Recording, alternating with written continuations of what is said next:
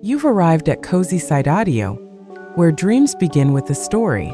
Tonight's tale is here to help you wind down and find peace. If this brings you comfort, please like, share, and subscribe so more dreamers can join us. Let the night carry you, and let's begin. CozySideAudio presents The Plant Diaries. Chapter 1: Wilted Beginnings. Miyu had forgotten how loud the countryside could be. Not the honking, cursing, bike bell kind of loud. No, this was something different, like being dropped inside a birdcage where all the tenants were bickering over seed privileges. Mourning dove, blue-throated warbler, one particularly aggressive crow who insisted on announcing sunrise every 10 minutes, just in case someone had missed it the first time. She stood in the middle of her grandmother's garden, shoeless, bleary-eyed, and holding a chipped mug of weak green tea, watching as a trail of ants expertly navigated the side of her sandal. "This is fine," she muttered to no one in particular. It wasn't. Not really.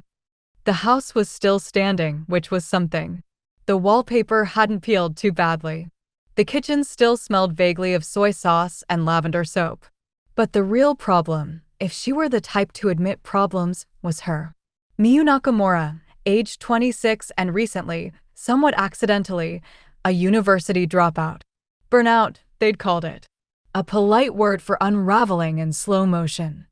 She had come back here the childhood summers, the lemon cookies, the naps under mosquito nets, hoping to rest, maybe even restart. The way one might turn off a computer and hope the next boot up solved everything. But so far all she'd done was sleep. And cry, occasionally. And avoid the greenhouse. It stood at the back of the property like a stubborn old cat, half-draped in ivy, the glass panels fogged from the inside like it was keeping secrets.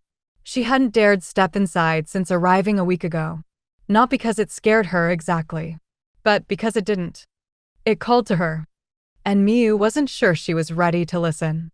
The greenhouse had belonged to her grandmother, of course. O'Bacon's pride and joy. Tomatoes the size of fists, orchids she whispered to, roses that smelled like heaven dipped in sugar. The local kids used to say she could talk to plants. Miyu had believed it once. But now the greenhouse was overgrown. Wild. Forgotten. The vines had tangled themselves like sleepy cats across the door.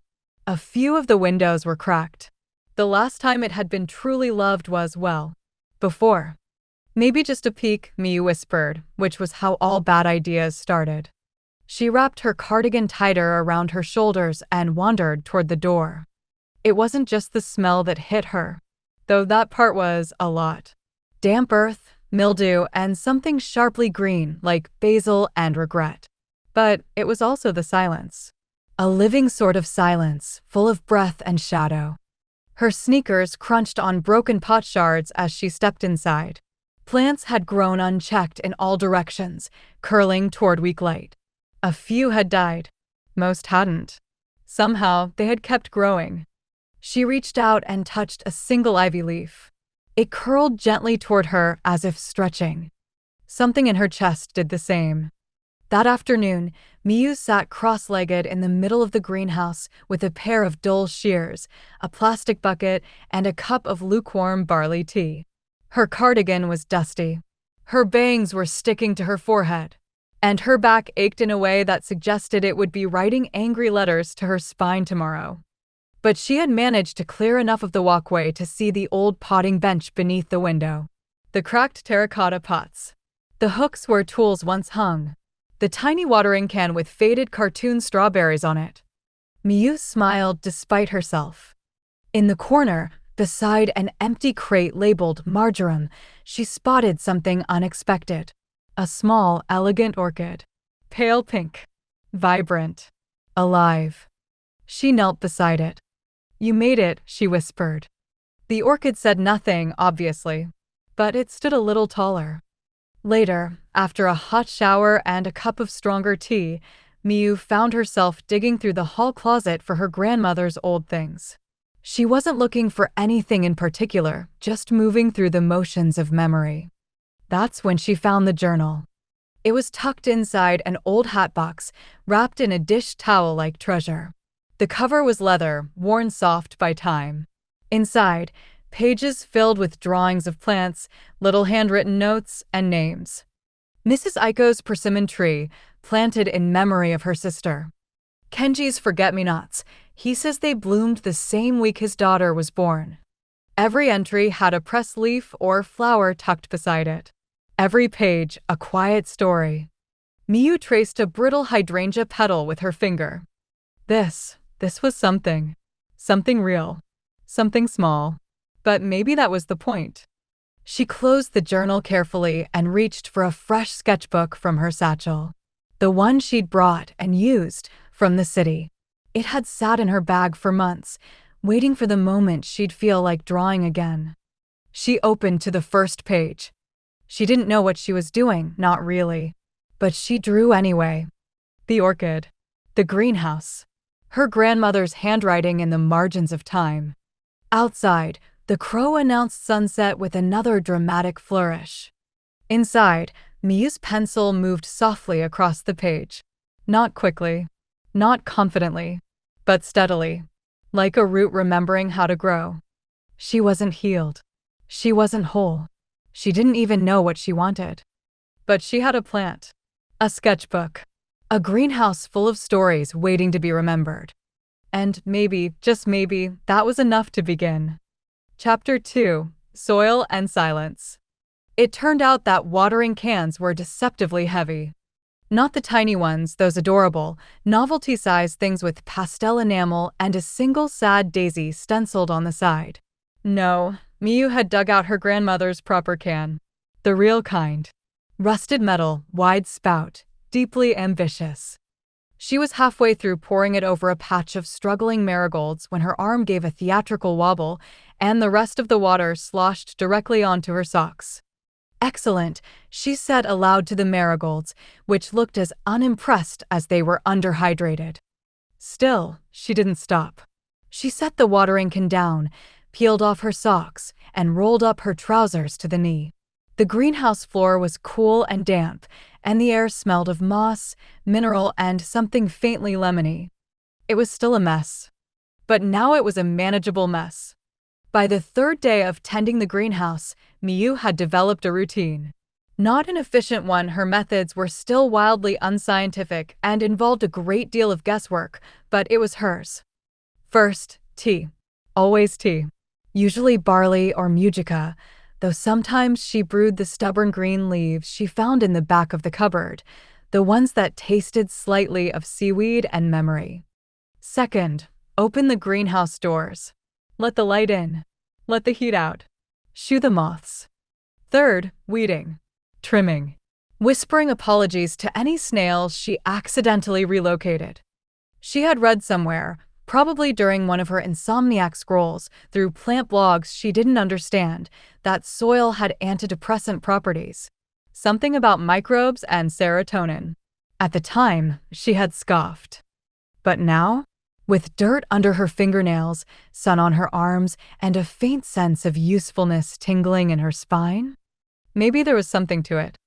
That afternoon, she sat cross-legged beneath the greenhouse's oldest grapevine, now cautiously trimmed and trailing upward once more, and began sketching again.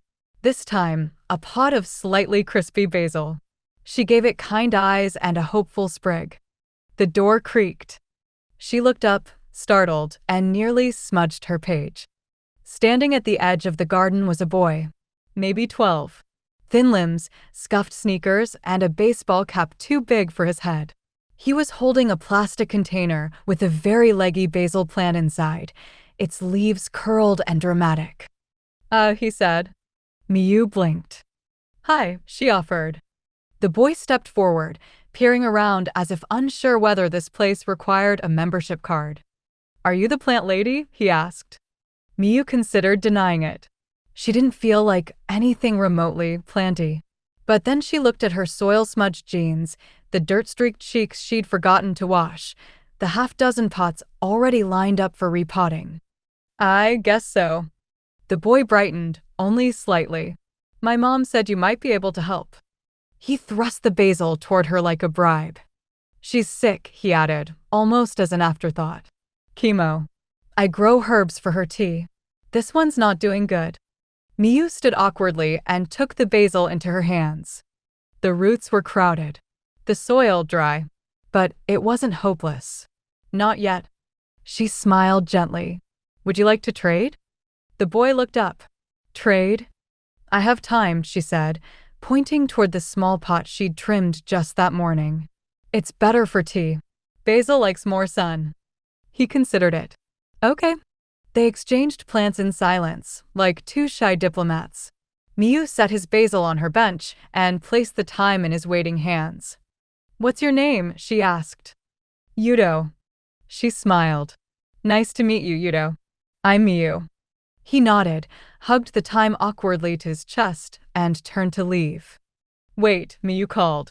Would it be all right if I drew this? Your basil, I mean.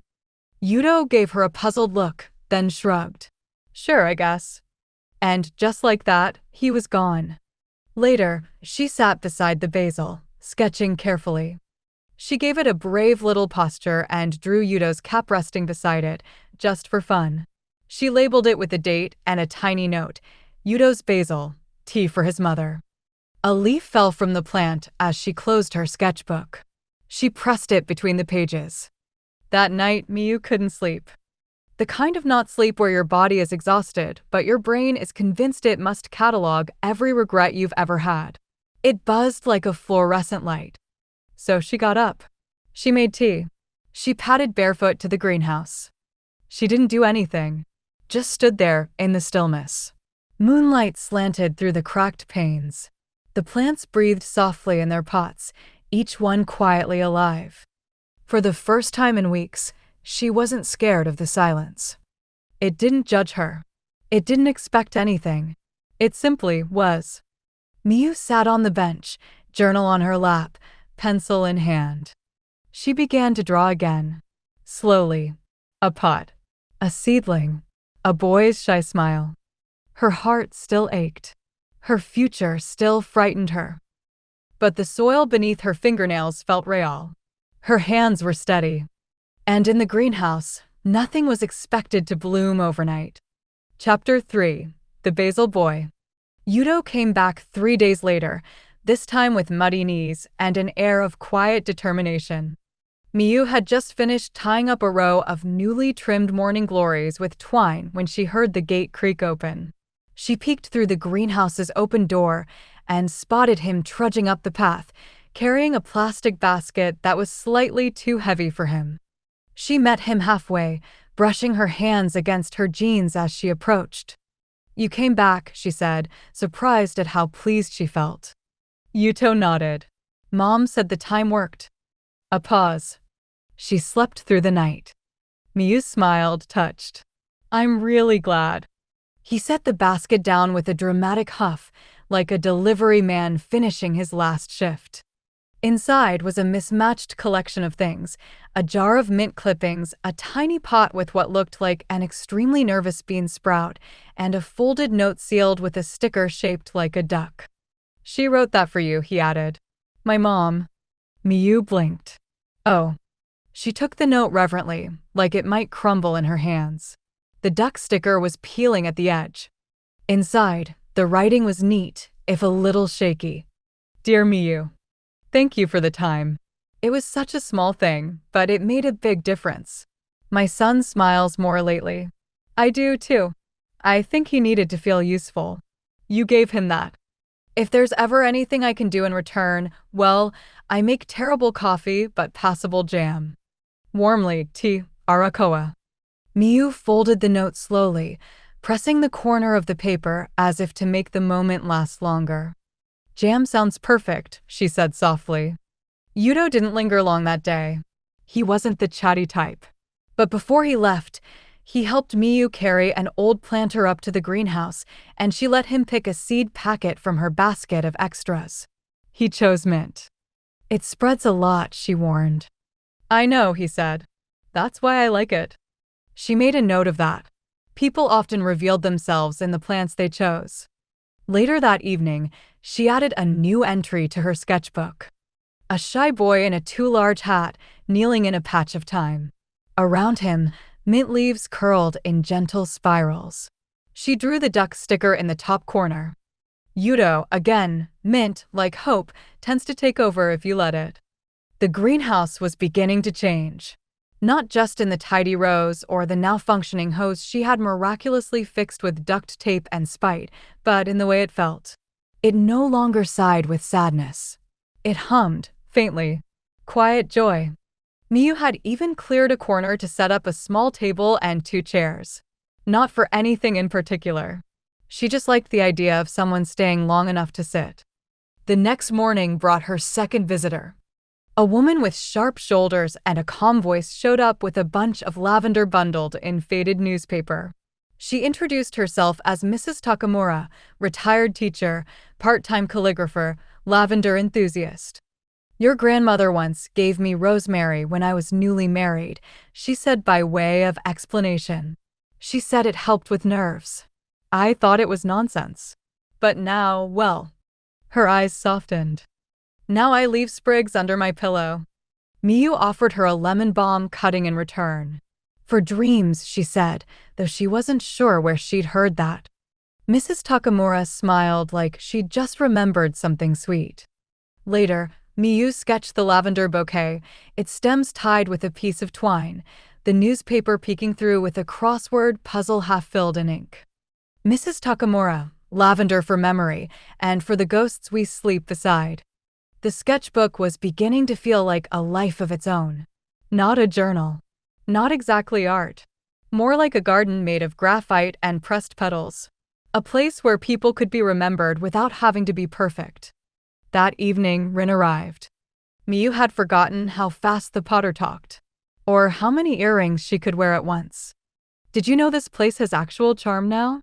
Rin said, gesturing at the greenhouse as if she were auditioning it for a movie.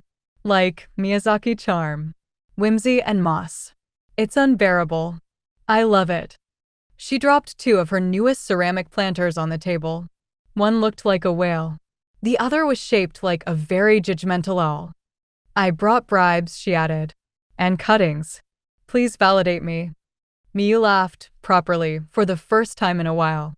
By nightfall, she had added 2 more drawings, a sprig of lemon balm shaped like a comet, a whale-shaped planter filled with trailing succulents. She labeled the pages simply, "Dreams." Whales make excellent company.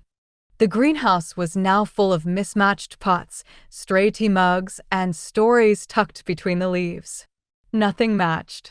Everything mattered. And in the center of it all sat Miyu, gently watering Yudo's basil, revived, leafy, and absurdly tall. The next time he came by, she gave him a cutting of mint from his own patch, now rooted and strong. He smiled without words. She sketched that, too. Chapter 4. The Lavender Widow. Lavender had a way of carrying silence with it. Not the heavy, awkward kind of silence, the kind that comes when someone says the wrong thing at a dinner table, but the soft, comforting kind. The hush of dusk settling on a garden. The gentle lull between wind chimes. A pause filled with meaning, not emptiness. That's what Miyu thought about every time Mrs. Takamura returned, arms full of lavender. She came on Thursdays now, always at exactly 10:30, with a linen hat and a wicker basket lined in newspaper. She never stayed long. Just enough time for tea and trimming. The first time she sat down at the little bistro table by the greenhouse door, she did it like someone rehearsing an old ritual. Polite. Measured. But her fingers lingered on the rim of the teacup, and her eyes followed the mint creeping along the path. "You remind me of her," she said quietly one morning. Miyu blinked. "My grandmother?" Mrs. Takamura nodded. She listened more than she spoke. It made everything she did say stick. Miyu didn't know what to say to that, so she offered another lemon cookie. The lavender she brought always came wrapped in paper, old letters, receipts, or school worksheets with red pencil corrections and faint water stains. Miyu never asked why. It felt like prying into someone's diary just to read the dates. Instead, She began sketching each bouquet with the page it arrived in, curling the lavender stems along the margins of math problems or ink smudges. Sometimes she could still smell the perfume from the letters. One afternoon, Mrs. Takamura lingered longer than usual. The tea had gone cold, and the sun was stretching shadows across the greenhouse floor. A bee buzzed lazily through the open door, then promptly decided to nap inside a foxglove. "My husband used to hate lavender," she said, almost laughing. Said it reminded him of old soap. Miyu smiled faintly. "But you planted it anyway?" "I planted it because of that. I was contrary. Still am." A small silence bloomed between them, lavender-scented and soft. Then, he used to sit in the garden after dinner. Didn't say much. Just watched. I think we said more to each other in silence than we ever did aloud. She reached into her bag and pulled out a tiny glass jar, barely large enough to hold a thimble of anything. Inside, dried lavender buds. Pale, muted, almost gray. "These were the last from the bush we planted together. I want to leave them here." Miyu took the jar with both hands, cradling it like something sacred. "I'll keep them safe." That night, she cleared a space on the potting bench and placed the jar next to her grandmother's trowel. The lavender caught the moonlight, glinting silver in the jar like snow. She sketched it quietly, carefully. Beneath it, she wrote, "Mrs. Takamura, lavender for the love that lingers." The next Thursday it rained. Not the polite, misty kind of countryside rain. A full-bodied, roof-drumming, window-blurring kind of rain. Miyu was about to assume Mrs. Takamura wouldn't come when she spotted a pale blue umbrella bobbing up the path, determined and unbothered by the downpour. She opened the door before the knock came. "You didn't have to." "I like the rain," Mrs. Takamura said simply, removing her hat and shaking it off. Her hair was pinned back in a graceful bun, speckled now with raindrops. "He always said rain made things grow." Miyu made 2 cups of tea. They sat inside the greenhouse this time, listening to the rain tap against the glass. Everything smelled brighter in the wet, earthy and green and alive. "I was 21 when we planted the first bush," Mrs. Takamura murmured. "He dug the hole too deep. I teased him about it for 20 years. Miyu sipped her tea. He never argued back. Just raised an eyebrow. Like a punctuation mark. They both laughed softly. After she left, Miyu found a small note tucked beneath the saucer of her teacup. "You're good at this," it said in elegant handwriting. "Not just the plants. The remembering." There was no name. Just a pressed lavender sprig taped beside it. Miyu didn't need a signature. That evening, she wrote a second entry for Mrs. Takamura. A drawing of 2 cups of tea and the curve of an umbrella leaning against a rain-washed door. Some memories bloom better in the rain. She pressed the sprig into the crease of the sketchbook and watched as the lavender's faint color faded into the page. As the days passed, the greenhouse became a place of quiet exchange. People began coming not just with plants, but with stories. A pair of sisters brought dandelions because their brother used to make wishes on them. A retired postman brought a small cactus he'd kept on his desk for years, never bloomed, never died. Just like the job. Each plant arrived with a sentence or 2, rarely more. Miyu never pushed. She simply listened, sketched, labeled, and tucked a story among the roots. The sketchbook was filling. So was something else inside her. It wasn't joy exactly. Not yet. But it was near enough to hope. One night, as she sat with the journal in her lap and the greenhouse dark around her, she whispered a small thanks. Not to anyone in particular. Just out loud. To the lavender.to, the basil.to, the woman who brought rain with her stories. And to herself for staying. For trying. For planting, even when she wasn't sure anything would grow. Chapter 5. Tea and Terracotta. It was just past noon when Rin arrived with 2 teacups, 1 loud laugh, and absolutely no warning. The greenhouse door creaked open as Miyu was repotting a leggy sage, her fingers muddy and her fringe stuck to her forehead. She looked up, expecting another cautious neighbor with a timid aloe or perhaps a mystery fern. Instead, she got color. Chaos. Clay-dusted sandals and a wide-brimmed hat plastered in buttons that said things like, "Plants before people," and "Talk dirt to me." Miyu, Rin sang, dragging a large basket behind her. Guess who found her old kiln key? Miyu blinked. Please tell me you didn't bring an actual kiln. Rin stopped, blinked, and tilted her head. Not this time. They had gone to school together. Briefly. Rin had lasted through 2 semesters of art school before deciding she learned more from broken mugs and YouTube videos than any professor. She'd once made a tea set shaped like teacups arguing with each other. One had eyebrows. Now she ran a small pottery studio down the hill, half gift shop, half garden shrine frequented mostly by wandering tourists and the kind of locals who liked things handmade, mismatched, and slightly eccentric. "I brought gifts," Rin announced, appending the basket with a dramatic flourish. Out tumbled a dozen small planters, each one shaped like an animal. A cat. A turtle. A frog with an aggressively grumpy expression. There were also 3 teacups, glazed in watery blues and greens. "You don't have to keep all of them," she added. "Unless you want to. In which case, you're legally required to name them." Miyu, bewildered and slightly amused, picked up the frog. "This one looks like it has opinions." "It's named Shoei." They drank jasmine tea from the new cups on the little table outside the greenhouse. Rin kicked off her sandals and curled up in the sun, somehow already making herself at home. Miyu watched her friend with a blend of fondness and exhaustion. Rin had always had this way of crashing into spaces like a comet, brash, messy, and strangely comforting. "You've changed this place," Rin said after a while, tapping the table with a long, clay-streaked finger.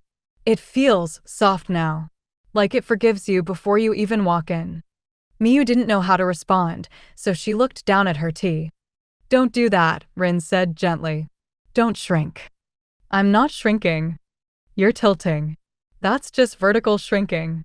Miyu huffed a laugh. "Fine. Maybe I'm adjusting." "That's better." Rin leaned forward. "Can I trade you something?" "For what?" "I want that sage." Miyu blinked. "You want my sad, floppy sage?" "Yes. It looks like me when I forget to hydrate." "I love it." She dug around in her bag and pulled out a small monstera cutting in a mug shaped like a bear's face. "Meet Mr. Cub." Miyu smiled. "Deal." That evening, she drew the sage in Shoei the frog, the monstera's glossy leaf peeking from Mr. Cub's smiling head.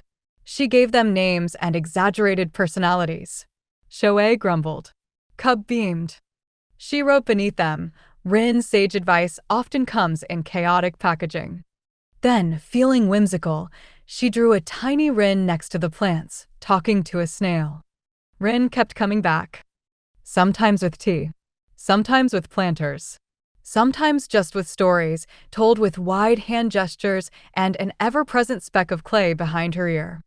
She talked about glaze chemistry like it was alchemy, about heartbreak like it was comedy, and about art like it was breathing. She also talked to plants. Loudly.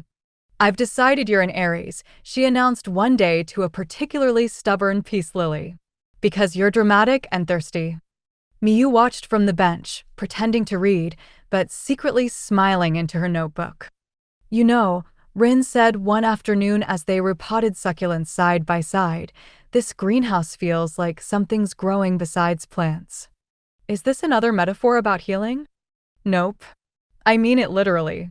There's moss under that shelf, and it's plotting." Miyu snorted.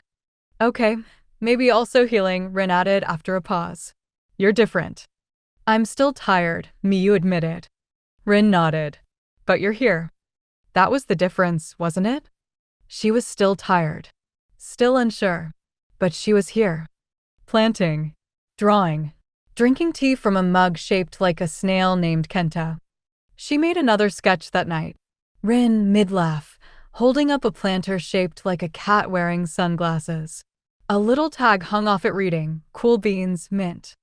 She pressed a mint leaf onto the page and labeled it, Friendship, like mint, spreads wildly when left unchecked. The greenhouse was now a patchwork of oddities. Succulents peeking out of teacups, hand-labeled tags in Rin's loopy handwriting, mismatched chairs, a forgotten wind chime, a cactus that leaned dramatically left like it was in protest of something. But for the first time, Miyu felt the place was hers. Not inherited, not borrowed. Hers. It didn't matter if the lavender wasn't symmetrical or the pots were chipped. There was life here. Color. Cracks where sunlight slipped in and made everything bloom a little brighter. Later that week, Rin brought a tiny ceramic sign and stuck it into a planter of zinnias. It read, "Welcome to the Chaos Garden." Miyu didn't argue. She simply drew it. Chapter 6. The Monstera That Stayed. It started with a note. Folded and damp, wedged between the slats of the greenhouse gate, clinging with stubborn hope like a leaf after rain. Miyu found it early, before the sun had fully settled into the sky. She had come out with a basket of cuttings and a head full of sleep, only to pause at the gate where something pale and curled stuck out awkwardly, shivering in the morning breeze. She unfolded it gently, careful not to tear the soft, bloated paper. To whoever runs the plant place. This is Mimi. I can't keep her anymore. I'm sorry. She likes sunlight, but not too much, and she hates when you turn her pot too often. She's dramatic. Thank you. There was no name. Just a heart drawn in green ink. The monstera sat off to the side of the path, in a ceramic pot that had seen better years. Her leaves drooped, spotted in places, but still held a stubborn kind of grace, like someone who refused to leave a party they were no longer enjoying. Miyu crouched beside it, resting her hand just beside the pot. Not touching, just near. "Mimi," she murmured. The plant did not respond, of course. But something about the name felt real. She brought Mimi inside and set her on the long bench near the west window, the one that caught golden light from mid-morning to late afternoon. She trimmed a few yellowed leaves, wiped the dust from the broad ones that remained, and gave the soil just enough water to sigh into. It felt like rescuing something. Or someone. Days passed. Mimi remained. She didn't flourish, not right away, but she existed. Her leaves stopped drooping. Her soil began to smell of life again. A small split unfurled in one of her leaves like a tiny, quiet decision. "I think you're adjusting," Miyu said to her one morning. Rin raised a brow from across the table, halfway through painting a tiny planter shaped like a snail in a race car. "You talking to plants now?" "I always talk to plants. You're talking to this one like she's a roommate who might move out any day." "She kind of is." That night, Miyu didn't draw Mimi right away. Instead, she stared at the blank page. Because the truth was, she understood the letter. The voice behind it. The quiet apology. The heart tucked at the end, as if that could soften the leaving. She'd done the same thing to herself, hadn't she? Left the version of her that used to love sketchbooks and early morning markets and the smell of rosemary on her grandmother's sleeves. She had abandoned all of that quietly, folding it away with careful fingers and calling it growing up. Maybe Mimi was a little dramatic. But maybe she had every right to be. The next day, a girl came by with a bundle of sunflowers too large for her arms. Her name was Kana, and she was 6, and she declared, with absolute confidence, that she wanted to plant them next to the biggest leaf in the greenhouse. Miyu led her to Mimi. "That one," Kana said, pointing immediately. "She looks brave." Miyu blinked. "She does?" "She looks like she saw something scary and stayed anyway." Miyu smiled. "That's Mimi." Kana returned every few days, each time with more sunflowers in odd containers, a yogurt cup, a tin of buttons, even an old soup ladle. She named them things like Captain Petal and Sir Smiley and once simply Derek. Miyu let her. And slowly, the area around Mimi became its own little community. Sunflowers with stick labels, tiny painted signs, thanks to Rin, and even a rock someone had painted to look like a hedgehog. The monstera didn't move, of course. But she began to glow. A slow, deep green. A confidence. A belonging. One morning, Miyu added a new sketch to the journal. Mimi, surrounded by sunflowers, standing tall with one leaf curled like a protective arm. She pressed a thin slice of monstera leaf onto the corner and labeled the page. Mimi, not every goodbye is failure. Sometimes it's just space for someone else to arrive. Later that week, a woman came by with a tray of homemade melon pan and a nervous smile. She glanced at Mimi, then at the surrounding sunflowers, and asked quietly, "Is she okay?" Miyu nodded. "She's growing." The woman didn't say anything, but she left behind the melon pan, and one of the sunflowers, Captain Petal, now repotted into a chipped blue mug, was moved closer to Mimi's side. That night, Miyu sat at the little table with Rin and drank tea from a mug shaped like a jellyfish. The greenhouse creaked around them softly, like a boat swaying in safe waters. Rin tilted her head. "You're quieter lately. Is that a bad thing?" "No. It just means your brain's working instead of panicking." Miyu smiled. She looked around at the chaos. Mr. Cub, Shoei the frog, Derek the sunflower, and Mimi, now the matriarch of a strange, leafy corner kingdom. "It's strange," she said. "This place was so empty when I came back. Now it feels like it's full of people even when no one's here." Rin nodded. "Because it is. It's full of you." And Miyu, still tired, still healing, did not shrink from that. Not this time. Chapter 7. The Ivy That Climbed Too Far. The ivy came in a wicker basket and a hurry. "I just need someone to take it for a while," the woman said, eyes darting like a trapped bird's. "It's gotten out of hand. It climbs everything. Last week it tried to scale my ceiling fan." Miyu blinked. The woman thrust the basket into her arms before she could say anything else. "It's fast. Too fast. I think it needs a bigger world."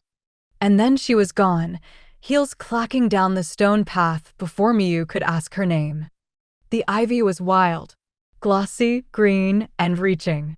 Its vines looped like dancers, curling around themselves in a desperate tangle. When Miyu set it down on the greenhouse bench, it immediately began reaching again, toward the nearest shelf, a broom, the leg of a chair. "Okay," she whispered. "You're a lot."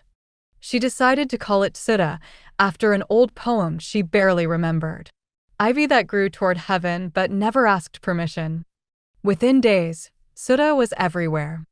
It wrapped around the edge of the tool rack. It climbed the trellis that had once belonged to the morning glories. It snuck tendrils across the window ledge, curling as if in secret pursuit of sunlight. Miyu had to start trimming it back daily. "You've got ambition," she murmured, pruning a rogue vine that had looped around a thermometer. Rin raised an eyebrow. "You say that like it's a bad thing." "No, just exhausting." "Sounds familiar." One afternoon, a new visitor arrived, a young man in a pressed shirt and careful shoes. He introduced himself as Kazuki. He looked around the greenhouse like someone scanning for damage. "My grandmother used to come here," he said, not quite smiling. "She said it helped her feel useful. I didn't understand it at the time." He handed Miyu a small, thorny plant in a cracked teacup. It was barely clinging to life. "I overwatered it. Then I forgot it. Then I panicked." Miyu accepted the cup like it was a confession. "I can help." "I don't want to keep it," he said quickly. "I just want to leave it with someone who knows what they're doing." She nodded.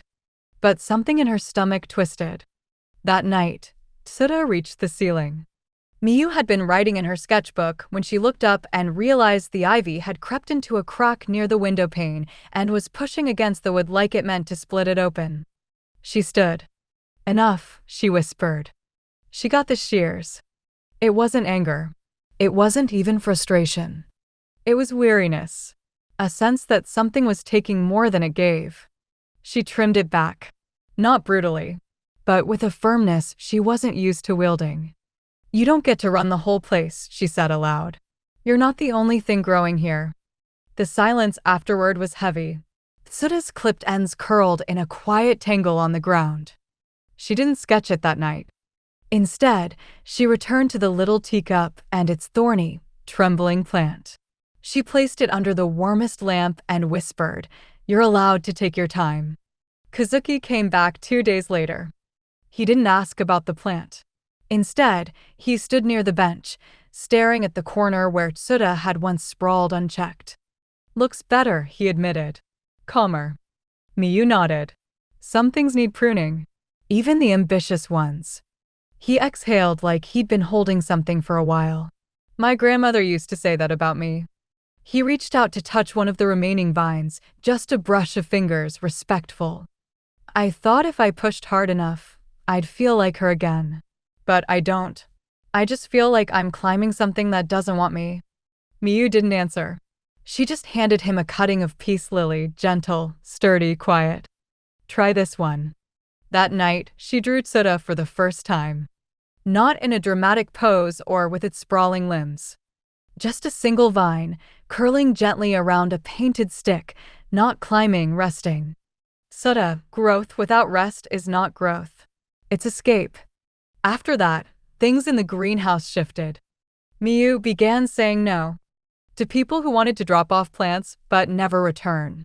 To strangers who saw the place as a dump site for their guilt. To the part of her that still whispered she wasn't doing enough. Rin noticed. "Look at you," she said. "Saying no. Setting boundaries. Who are you?" Miyu smiled. "Someone who trims the ivy before it reaches the roof." Tsuda didn't stop growing.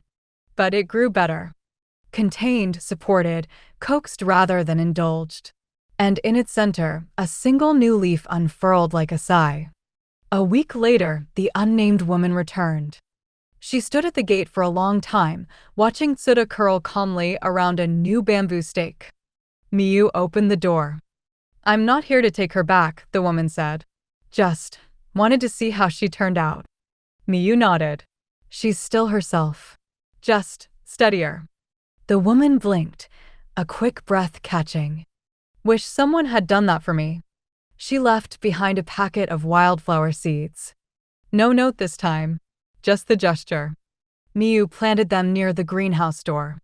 Because sometimes, things didn't need to be explained to grow. Chapter 8: The Lily and the Letterbox. The letter arrived on a Wednesday. It wasn't posted. It hadn't come by mail or been slipped in through the gate. It simply sat on the greenhouse table one morning, nestled between a pot of rosemary and the notebook Miyu always left out for visitors to sign. There was no name on the front. Just a single pressed flower tucked into the fold of the page. A stargazer lily. Miyu stared at it for a long time. It wasn't her grandmother's handwriting. It wasn't Rin's. It was careful, slanted, and oddly formal, like someone who hadn't written in years and was afraid of saying too much. She opened it. "Dear M, this isn't really an apology. I know that's what you'd want. I just wanted to say I was wrong to leave things the way I did. The lily bloomed yesterday. You'd be proud. It's the first time anything's grown in this place since you left. I think about the greenhouse a lot. About you. If you ever want to talk, I'll be at the cafe on Market Street on Sundays. Around 2. No pressure. Just tea. K." Miyu folded the letter slowly, hands trembling before she even noticed. K. Only one person had ever called her M. Only one person had ever grown lilies with her. Kaido. They'd met at university. Back when she was still wearing headphones to class so no one would try and talk to her. Kaido had talked anyway. He was persistent, like mint or heartbreak. They'd shared notes. Shared ramen. Shared a tiny balcony filled with too many pots and too little sunlight. He'd given her a lily bulb once, telling her it was the most overdramatic flower he could find.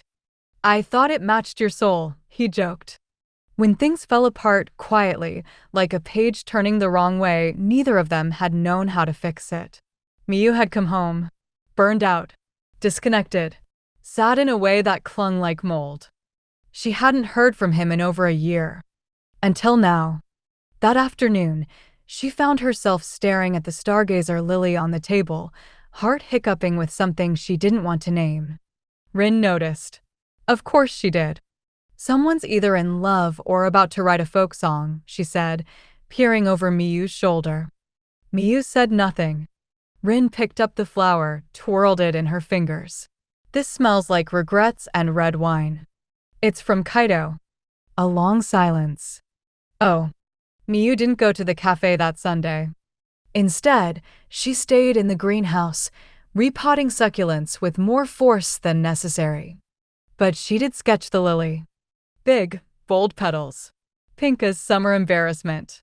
She added a teacup beside it. Empty. Kaido, some flowers bloom even after a long winter. But blooming doesn't mean forgetting. The next week, another letter arrived. This one tucked under a stone by the door. Hi again, no pressure, remember? Just wanted to drop this off. The lily made a second bud. It's crooked, but proud. Kind of like you. Hope the greenhouse is well. I imagine it smells like rosemary and decisions. Yours not yours, Kay. That Sunday, Miyu walked to Market Street. She didn't go inside. But she saw him, sitting alone by the window with 2 cups of tea. One black, one green. She turned around before he saw her. Her fingers smelled like earth and lilac, and something in her chest ached in a way that wasn't quite pain. Back at the greenhouse, a new visitor waited. A woman in her 60s, with thick gray braids and a patchwork apron. She introduced herself as Nariko and carried a pot with a spindly plant that looked more stick than life. Moonflower, she said. I can never get it to bloom. Thought maybe your place had better luck. Miyu nodded, gently brushing dirt away from the pot's base. Moonflowers only open at night. Nariko smiled. Exactly. Some things need dark to show what they really are. They had tea. Nariko told her about her late husband, who had once planted a tree upside down, just to see what would happen. She laughed like she was still holding his hand. When she left, she pressed something into Miyu's palm, a tiny envelope of moonflower seeds and a note. For the moments you think no one's looking, those are the ones that matter. Miyu added both sketches that evening. A crooked lily. A moonflower half blooming under stars she drew in silver pen. K. Not all unfinished things are failures. Some are just still unfolding. Nariko, beauty doesn't need an audience. Sometimes it only needs patience. The following Sunday, Miyu walked into the cafe. Kaido was already sitting there, head bent over a book, one teacup steaming. He looked up. There was a pause, a stretch of silence so wide it might have held a whole year. Then he smiled. Not like a question, but like an answer. Green tea, he asked. Miyu sat down. Black today, she said. I'm feeling brave. Chapter 9. The Fern That Forgave. The fern came in a woven basket wrapped in red cloth, set gently on the step like an offering. There was no note, no ribbon, no name. Just a plant that looked like it had waited far too long to be loved. Its leaves were pale and delicate, curling inwards as if trying to hold on to themselves. Miyu knelt beside it, brushing the soft fronds with a fingertip. It didn't recoil. It just existed, fragile and still and strangely brave. She carried it inside. Let's see what you've been through. Later that morning, Rin stopped by, tracking rain and stories as usual. She peered at the fern, eyebrows lifting. Oh, that one. You know it? Rin shrugged off her coat. That used to sit in the windowsill of the old music shop. Remember? Miyu blinked. The shop had been closed for years. Wasn't that Mr. Ishikawa's place? Yep. He passed last winter. Some distant niece came and cleared everything out, but I guess someone thought the fern should go somewhere it might still matter. Miyu looked back at the plant. It must have been there for decades. Like clockwork. Same spot. It was always just there. The next day, a boy came in. Maybe 10, hair too long and sleeves too short. He didn't say much, just stood in the doorway holding a mason jar with something floating in it. A sprig of mint, a single root curling like a question mark. Miyu knelt. Would you like to trade? He shook his head. I want to plant it, but I don't know how. Together, they filled a pot. He was quiet, but precise. When the mint was finally tucked into its new home, he looked up. "My mom says I'm too sensitive," he mumbled. Miyu paused. "She says I cry too easy. Like Dad did." Miyu gently watered the soil. "There's nothing wrong with soft roots. They still hold things upright." He didn't smile, but he didn't look away either. Before he left, he pointed at the fern. "Was that yours?" "No, but I think it wants to be." That night, Miyu opened her grandmother's trunk for the first time in months. She didn't know what she was looking for. Maybe nothing. Maybe something like closure. Maybe just proof that it all mattered. Inside, pressed handkerchiefs, an old photo album, dried herbs still bundled with ribbon, a tiny silver brooch shaped like a fern. She sat on the floor, fingers trembling. Her grandmother had always said ferns were quiet survivors, plants that needed care but never demanded it. You could forget them for weeks and they'd still unfurl. She pinned the brooch to her apron. The fern began to revive in slow, shy ways. A new leaf curled up from the center like a tentative greeting. Miyu didn't sketch it right away. Instead, she sat with it. Day after day. Just watering. Waiting. Letting it decide. Kaido started coming by the greenhouse more often, but never stayed long. He brought her old seed packets from their university windowsill days. "Remember this disaster?" he said once, holding up a faded envelope of baby's breath. "We overwatered it until it grew moss instead," Miyu replied. "Yeah, but the moss was nice." Sometimes they spoke like friends. Sometimes like strangers who remembered something precious, but didn't know what to do with it anymore. She didn't ask him to stay. But she didn't ask him to leave either. One afternoon, Noriko returned with a paper bag of small garden tools. "They were my husband's," she said. "He'd want them used, not shelved." Miyu hesitated. "Are you sure?" Noriko smiled softly. "I forgave the weeds a long time ago. The rest was easy." That night, Miyu finally drew the fern. Not just the plant, but the whole moment. The boy with the mint. Her grandmother's brooch. The old music shop in the corner of the frame. She labeled it. "The fern, some lives aren't loud. They're just steady. And that's enough." She closed the sketchbook with a breath that felt like it had waited years to leave her chest. 2 days later, the boy returned. He didn't say anything, but his eyes scanned the shelves until they landed on the mint, taller, greener, thriving. He grinned. The first time she'd seen him do it. He pointed at the fern. "It looks happier." "So do you," she replied. He shrugged. But he stayed a while this time, sitting cross-legged on the floor while she repotted basil. When he left, he whispered, "I think soft things are strong too." Miyu pressed one of the fern's older leaves between parchment and slid it into the back of her notebook. Not for anyone else. Just for herself. Because sometimes survival wasn't loud or dramatic. It was this. Showing up. Watering the forgotten things. Waiting until they unfurled again. Chapter 10. The Garden That Grew in Pieces. The greenhouse began to change without asking permission. It wasn't just the plants anymore. It was the light. The way it pulled on the wood in the late afternoons, how it curled up the legs of the shelves like a cat seeking warmth. It was the way people walked through the doors now, not like visitors, but like returns. Rin called it a greenhouse with memory. Miyu wasn't sure it was the greenhouse that remembered. She was beginning to remember, too. It started with a hibiscus. A small woman in a long navy coat brought it in, wrapped in what looked like an old baby blanket. She held it out like something sacred. "I was going to throw it away," she said.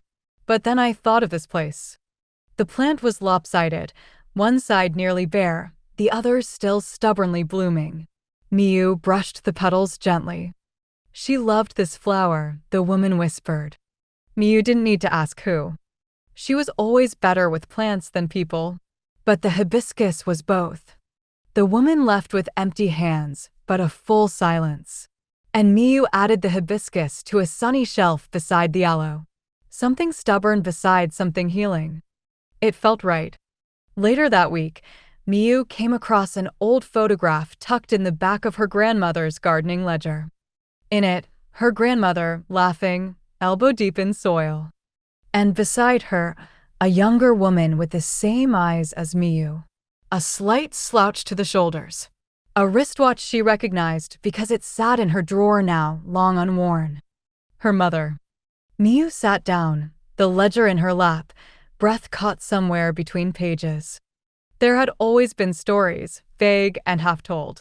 Her mother had left when Miyu was 10. A different city, a different life. Her postcards had stopped around Miyu's 12th birthday.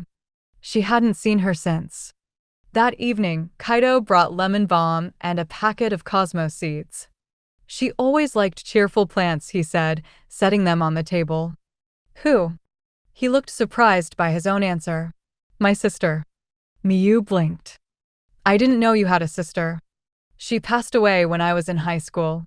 I stopped talking about it. Figured if I didn't say her name, maybe I wouldn't miss her so loudly.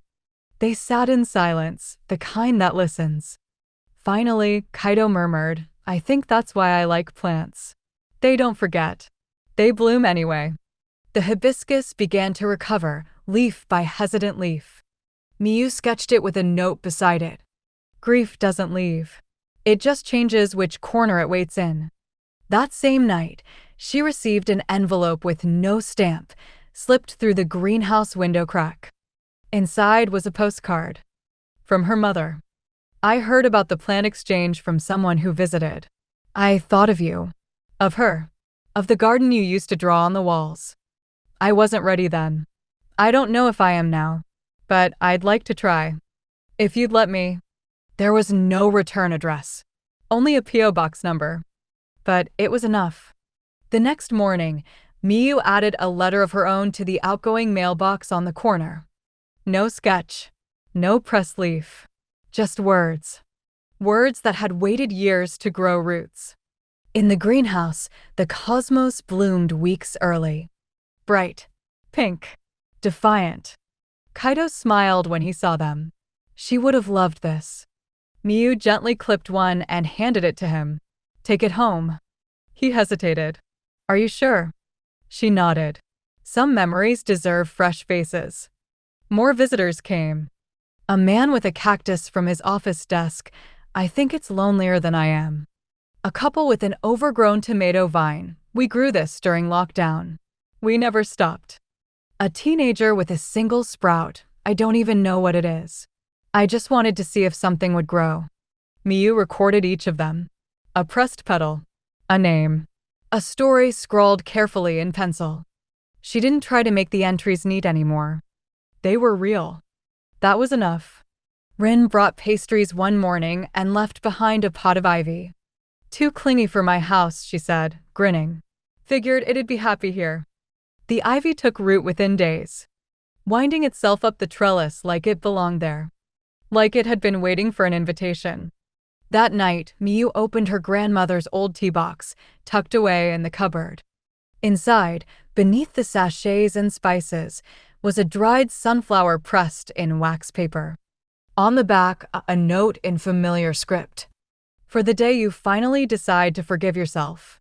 Let this be the start. Miyu didn't cry. She just stood there, holding a sunflower that had outlived them both. She added the sunflower to her sketchbook, next to the hibiscus and the cosmos. She labeled the page. Some gardens grow in pieces.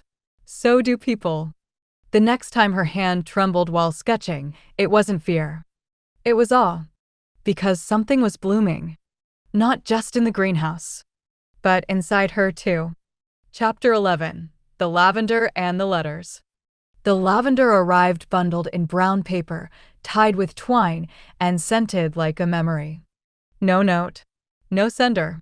Just a quiet trace of something familiar that made Miyu's chest ache with longing.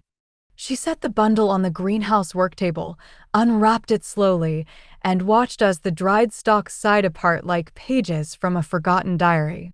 Lavender had always reminded her of summer evenings in her grandmother's kitchen. Of warm tea and cold tile dot of fingers that smelled like lemon balm and old sugar dot of stories her grandmother never told out loud, but let hang in the steam. Miyu trimmed the ends, placed the stems in an old glass jar, and set it by the window. The jar had once held apricot jam. Her grandmother had kept everything that might hold something again. That afternoon, she found the envelope. It had been slipped through the mail slot in the greenhouse door, nestled beneath the rug like it had walked itself inside. Inside, a folded letter on crisp ivory paper. Dear Miyu, I wasn't sure if I should write, or if you'd even want to hear from me.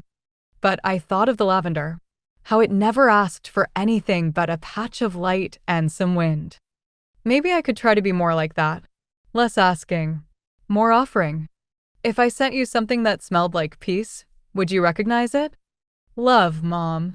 Miyu reread the letter 3 times, her hands trembling as if the words might disappear if she held them wrong.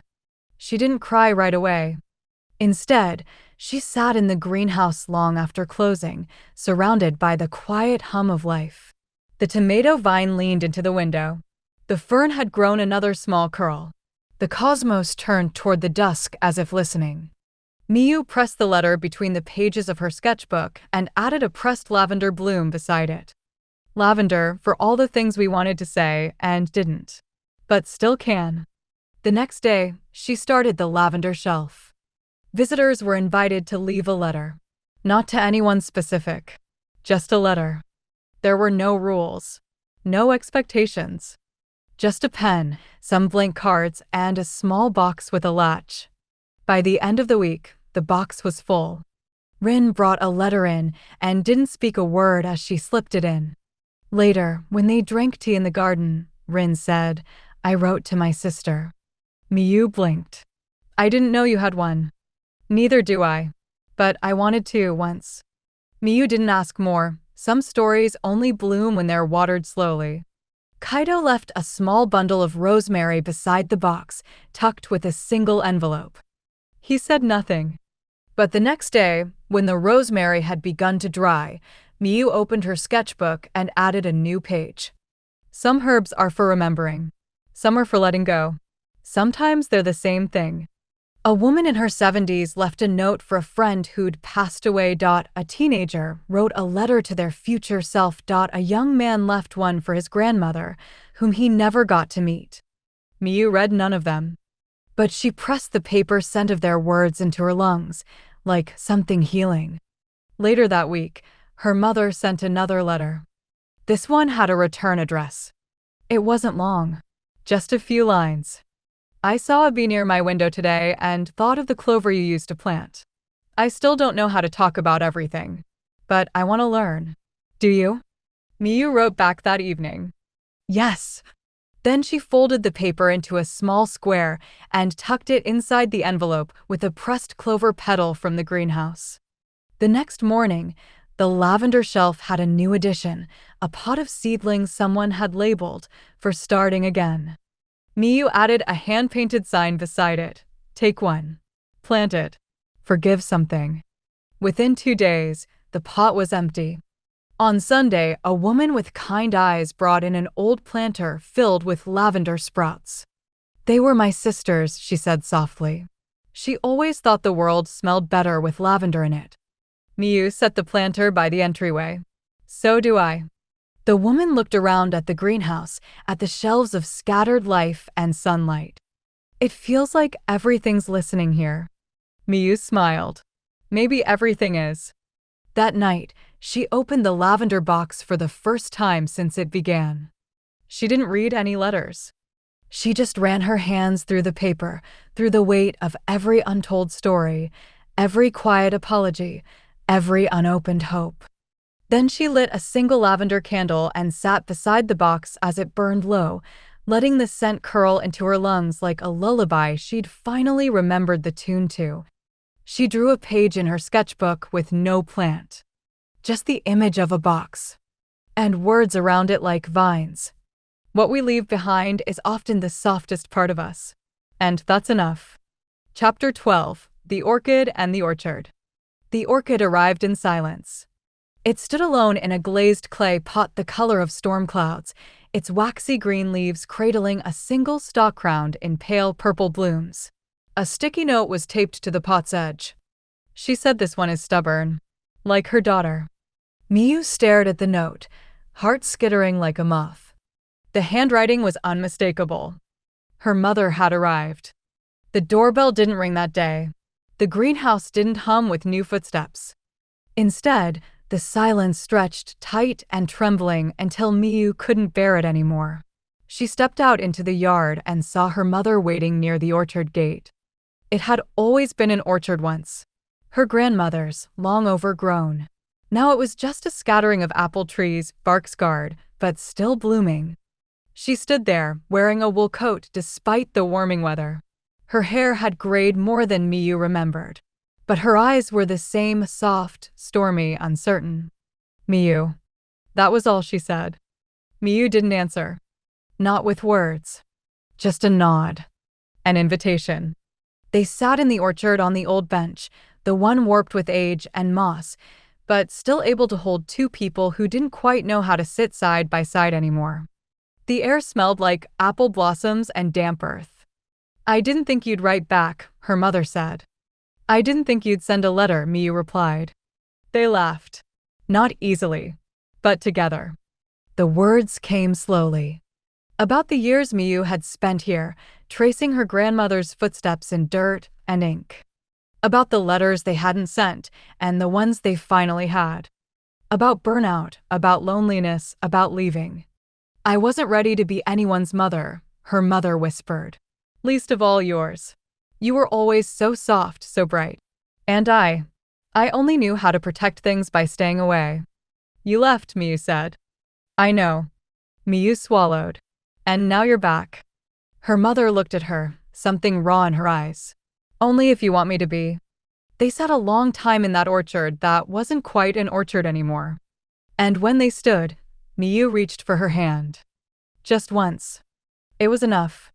The orchid took to the greenhouse like it had been waiting. It didn't need much. Just water, a little mist, and a quiet shelf on the east wall.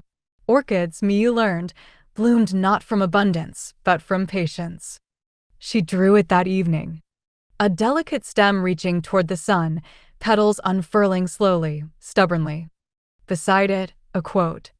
Not all beautiful things come from safe soil. Some bloom despite it. The town noticed the change, though no one said anything outright. The greenhouse felt warmer. Not from heat, but from presence. Her mother stopped by once a week, then twice. She brought old recipes scribbled in the margins of seed catalogs. She brought stories about Miyu's grandmother, things even Miyu had never heard. She used to plant apple seeds in her pockets, her mother said once, laughing. Said if one fell out and grew, that was proof the universe wanted more trees. They laughed. This time, it was easier. The orchard began to clear. Miyu and her mother worked side by side, pruning, unearthing roots, and replanting wildflowers between the trunks. They didn't call it reclaiming. They called it remembering. A young boy from town brought an empty pot and asked, "Can you grow a tree from nothing?" Miyu knelt and handed him a seed. Not nothing, just something very small. That night, Miyu lit a lantern in the orchard. Her mother brought 2 cups of chamomile tea. They sat under a tree that had never stopped blooming, even when no one had been there to see it. I never expected to end up here again, her mother murmured. Miyu took a sip. Neither did I. But maybe this was the only place we could start. Before bed, she pressed one of the orchid's petals into her sketchbook. The page was nearly full now, leaf by leaf, memory by memory. She titled the entry, "The Things We Grow After Silence." And below, in small writing, "Sometimes you have to leave the garden, but it will remember how to welcome you home." Thanks for listening. Stay cozy, and I'll see you in the next story.